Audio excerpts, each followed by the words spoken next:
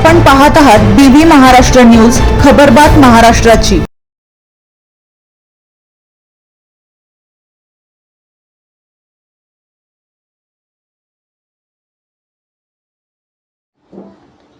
कवडदरा येथील आदिवासी आश्रमशाळेत स्वर्गीय अजित पवार यांच्या जयंतीनिमित्त सामाजिक उपक्रम।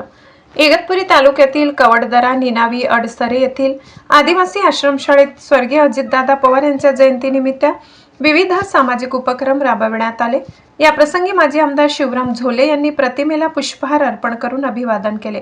यावेळी आश्रमशाळा परिसरात मोठ्या प्रमाणात वृक्ष लागवड करण्यात आली। स्वदेश फाउंडेशनच्या वतीने शाळेत आरोग्य शिबिराचे आयोजन करण्यात आले होते। यावेळी विद्यार्थ्यांची आरोग्य तपासणी करण्यात आली।